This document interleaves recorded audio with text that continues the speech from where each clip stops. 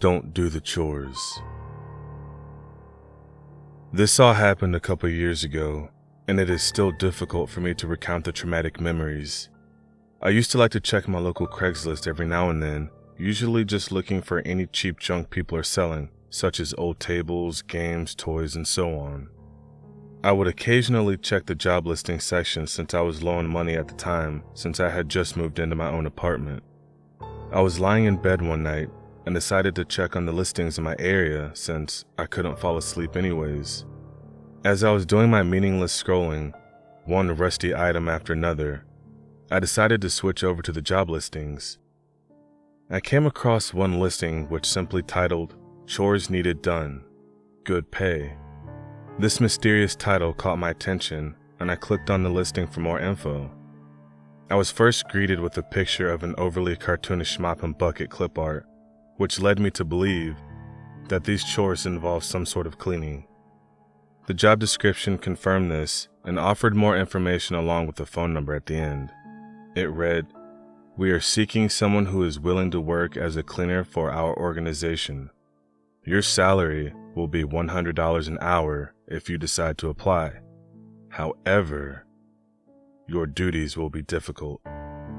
We are looking for someone who will be hardworking and dedicated to the organization. If interested, please call 515-8402 and ask for Mike. Serious inquiries only." I couldn't help but wonder what this organization is and why they would be advertising on Craigslist if they were so professional. Nevertheless, I couldn't get my mind off the salary they were willing to pay. I said, "What the heck," and dialed the number, not knowing what to expect. It was late after all. They probably wouldn't even answer. I couldn't have been more wrong, as they picked up less than 2 seconds after I pressed call. It's almost as if they were staring at the phone all day and just waiting for someone to call.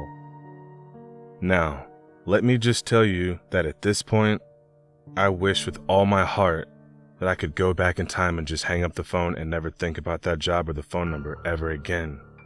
My life will never be the same because of that. "Yeah?" a stern, hard voice said through the phone. Yes, is this Mike? I was calling about the job." He cut me off and said in an annoyed tone, "Yeah, this is Mike. Who's this?"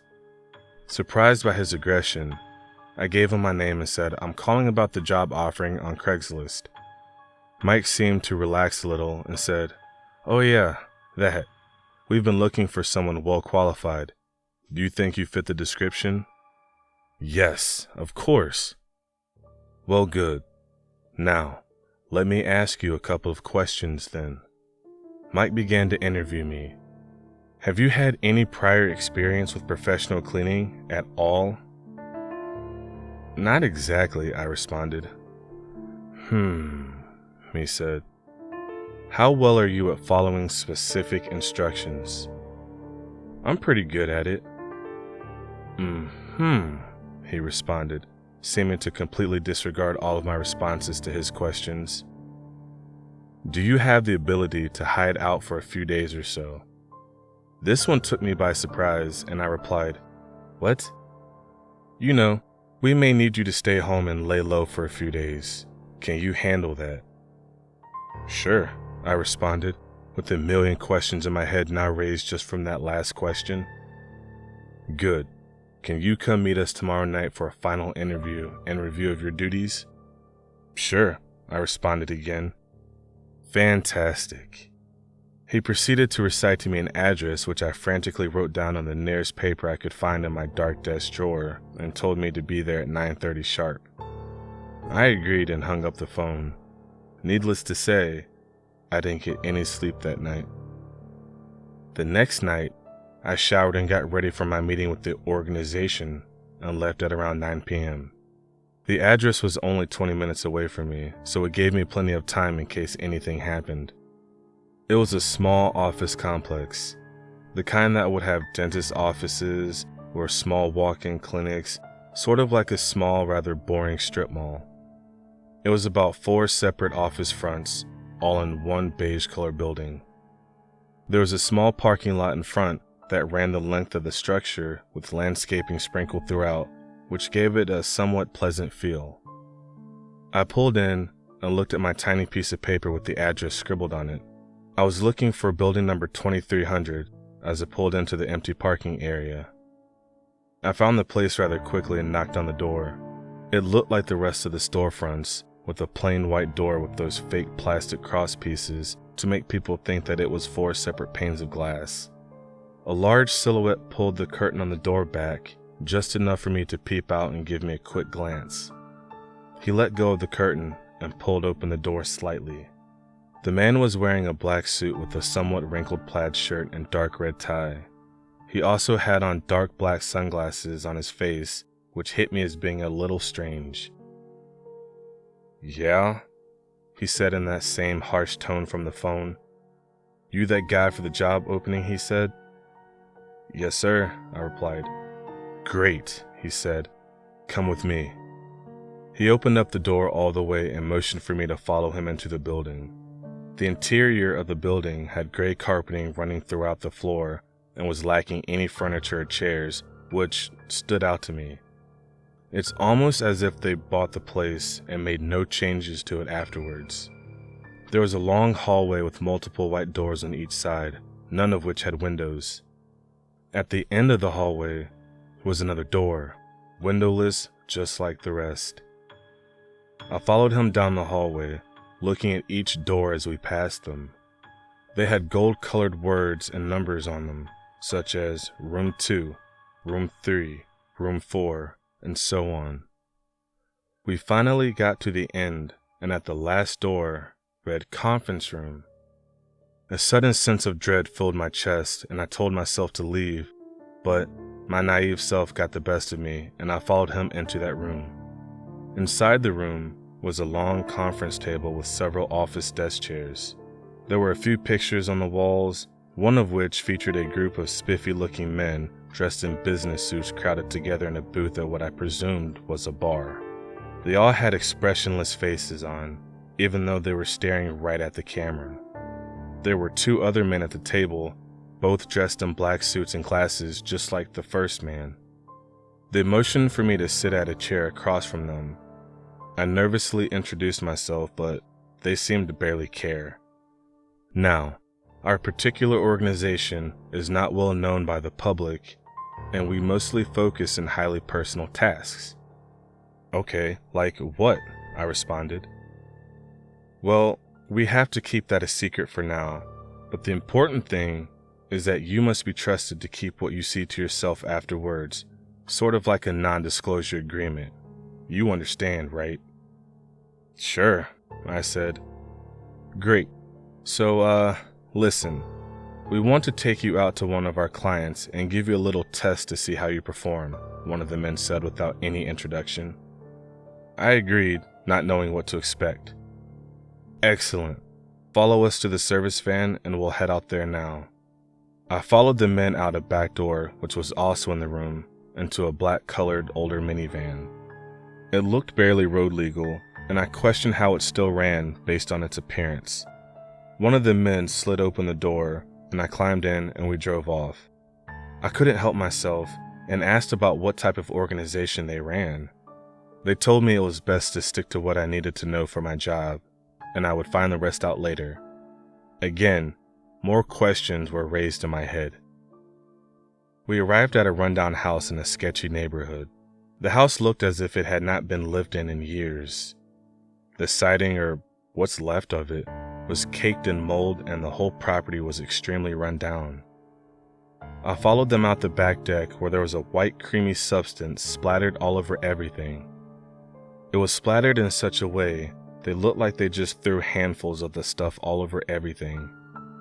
I was handed a bucket with soapy water and a big brush and told to clean it as quickly as possible. They also emphasized that it is crucial to get every bit of it up. I agreed, and the 3 men all went back around to the front of the house, and I stood there for a minute and thought about what I had been asked to do. This whole house is a disaster, and the one thing I have to do is clean goo off the back deck? I remembered what they said about quickness, and then got to work. I examined the substance more and realized It was just flour mixed with a little water to create a pasty-like substance. I was so used to the mystery of this whole experience that I didn't even question it.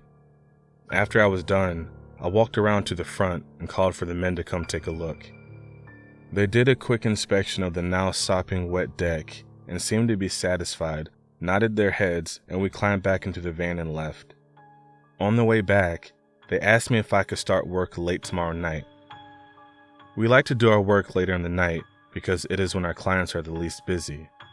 I agreed, and once we arrived back at the office, they told me to meet here at 11:30 the next night. I agreed once more and got my car and left, looking forward to the comfort of my own bed. I arrived the following night at 11:30 sharp, just like I was told to do. I knocked on the same door as before, and as expected, the same man peeked around the curtain before letting me in. This time, however, they directed me right to the service van where all my supplies were. We all got in and drove to a different neighborhood, a nicer, more upscale one than the last, and stopped in front of a nice single-level, one-family home. Despite it being pitch black out, I could see large plants and flowers out front. Whoever lived here obviously enjoyed gardening. I collected my bucket and brush from the back of the van and followed the men around to the back of the house.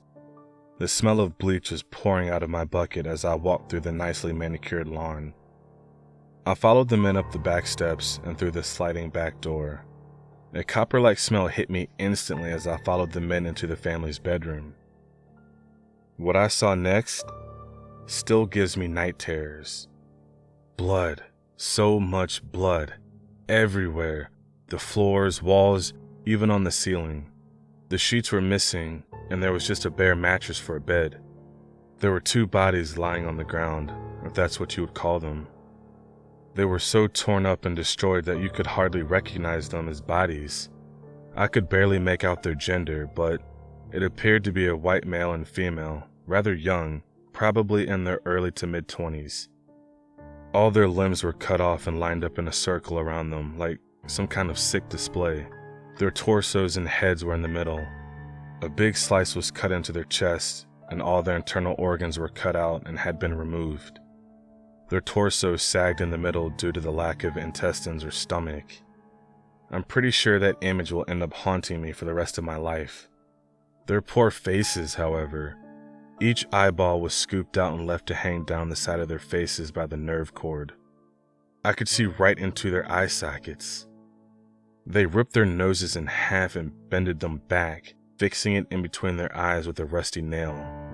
I could only imagine what they had to go through during their death ordeal. All that torture and pain endured by one person all at once must have been indescribable. Boy, they sure made a mess, didn't they? One of the men remarked to another, seemingly having no emotion for the gory sight in front of them. "You sure got your work cut out for you tonight," he told me. I was still speechless from what I was looking at in front of me. "Your chores are to get all the blood cleaned up and throw away anything that is too hard to clean. Don't worry about the bodies," he told me. "We'll take care of them and get them out of your way. Remember, we want to make it look like this never happened." He gave a sick little chuckle at the end before handing the other 2 men black garbage bags. They put on thick work gloves, and I watched as they carefully picked up each limb and placed it in the bag, which got tied up. The torsos and heads were wrapped in a bag, tied, and carried away with the rest of the body parts. "Good luck. Call us when you're done," he told me as all 3 men left the room. It finally dawned on me. The large pay, the mysterious things they told me, the time of the night they operated at. This organization must be some kind of sick club who enjoys killing and torturing people like this. I kicked myself for letting me get into this situation, and I figured the best way to escape was to do as I was told, collect my pay, and go home and never speak or think of these men or their chores ever again. It took me 4 hours of scrubbing and wiping down with bleach-soaked towels and brushes. You start to develop a sense of thrill when doing something like this. The adrenaline kicks in, and not gonna lie, I kinda liked it. Mopping up the puddles of blood and wiping down the blood-stained walls created a kind of high for me. It was like feeding an addiction. After I finished, I left and searched for the men who were chatting in the living room area and let them know that I had finished my chores. They came in to do a quick inspection and, seeming to be satisfied, told me to collect my supplies and we left. When we got back to the office complex, they gave me a manila envelope and reminded me about the non-disclosure agreement we had. I told them I understood, and the men said they would be in contact with me for my next set of chores. I then got in my car and drove home. Inside the envelope was $400 cash. I don't know how they got all that, but I learned not to question them. I knew that I had to go to the police with this, and I did the next morning. I told them everything I knew, and as I figured, they found no trace of the men at the office complex or at the home. There was also no trace of the listing, which had most likely been taken down, and the phone number was now out of service. It was almost like they expected me to call them out and prepared for it ahead of time. I also found out that the office had been vacant for a while, and they were still looking for a buyer for it. All charges against me were dropped in exchange for information from me. Since this incident occurred, I have changed a lot of my information and even moved to a small home in Virginia to avoid being tracked down by them. Shortly after I moved, I found out that my apartment had been broken into in the middle of the night, but obviously, they had found nothing. I am much more careful of what I see and do online now, and I have been doing well with steady therapy, but I will always remember those mutilated faces I saw that night. The strangest part is that one night I was talking to my uncle on the phone, which we did every so often. He lived alone and would get lonely.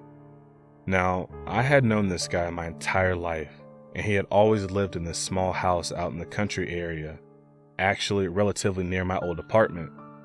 As I was speaking to him, he said, "So, how's that new job you found?" I had never told anyone about the experience yet. My blood instantly ran cold. All I can tell you is, please, don't do the chores.